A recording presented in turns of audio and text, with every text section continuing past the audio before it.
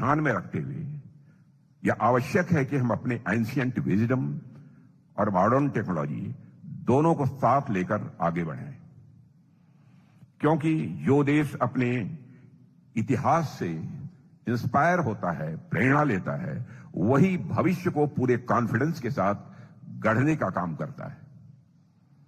आप देखिए कि आज मैरीटाइम डोमेन पहले के कंपैरिजन में काफी बदल चुका है। आज के समय में मैरीटाइम डोमेन केवल ट्रेड रूट्स या नेवल स्ट्रेंथ तक सीमित नहीं रह गया है, बल्कि यह national resilience, economic growth, technological innovation और स्ट्रेटेजिक ऑटोनॉमी का मेजर फाउंडेशन बन चुका है। बदलती ग्लोबल जियोपॉलिटिक्स के इस दौर में ओशंस एक बार फिर विश्व की पावर बैलेंस के सेंटर में आ गए हैं। ऐसे समय में एक मेजर मैरीटाइम नेशन के रूप में भारत का यह दायित्व है कि वह कॉन्फिडेंस, कैपेबिलिटी और क्लियर विजन के साथ लीडरशिप प्रदान करे। आज हम सब एक बड़े परिवर्तन के दौर से गुजर रहे हैं। ग्लोबल लेवल पर तेजी से नई परिस्थितियां दिखाई दे रही हैं। सप्लाई चेन रीअलाइन हो रहे हैं। एनर्जी पाथवेज को लेकर नए इक्वेशंस भी बन रहे हैं और मैरीटाइम डोमेन में गतिविधियां लगातार तेजी से बढ़ रही हैं। पहले समुद्र को केवल ट्रेड का माध्यम माना जाता था, लेकिन आज हम स्पष्ट रूप से देख रहे हैं कि समुद्र स्ट्रेटेजिक डोमिनेंस का भी केंद्र बनता जा रहा है।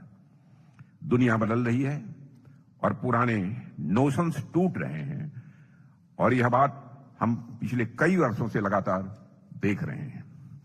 जो अलग अलग फ्लैश पॉइंट्स और कॉन्फ्लिक्ट्स दुनिया में दिखाई दे रहे हैं, वे ऊपर ऊपर से भले ही आपस में जुड़े हुए नजर आते हों, हर ज्योग्राफिकल और रीजनल स्थिति की अपनी अलग अलग बैकग्राउंड और अपनी अलग अलग कहानी है।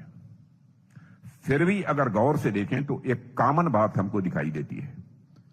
आज ग्लोबल लेवल पर हमेशा कुछ नया हो रहा है, एक परिवर्तन चल रहा है। पुराने विचार, पुराने ग्लोबल ऑर्डर, पुरानी बिलीफ्स तेजी से बदल रही हैं और यही वह अनसर्टेनिटीज हैं जिन्हें हमें समझना होगा। और अभी चल रही मिडिल ईस्ट की स्थिति इसका मैं मानता हूं कि एक ज्वलंत उदाहरण है।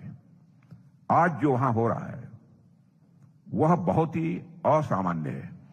आगे चलकर मिडिल ईस्ट में या हमारे पड़ोस में परिस्थितियां किस दिशा में जाएंगी, इस पर अभी कोई कॉन्क्रीट प्रेडिक्शन करना कठिन है। यदि हम स्ट्रेट ऑफ हार्मुज या पूरे पर्शियन गल्फ क्षेत्र को देखें तो यह विश्व की एनर्जी सिक्योरिटी का एक अत्यंत महत्वपूर्ण क्षेत्र है। जब इस क्षेत्र में डिस्टर्बेंस या डिसरप्शन होता है तो उसका सीधा असर ऑयल और गैस की सप्लाई पर पड़ता है। यही नहीं, आज हम सप्लाई चेन डिसरप्शन केवल ऊर्जा क्षेत्र में ही नहीं बल्कि अन्य क्षेत्रों में भी देख रहे हैं। इन अनसर्टेनिटीज का सीधा प्रभाव इकोनॉमी और ग्लोबल ट्रेड पर पड़ता है।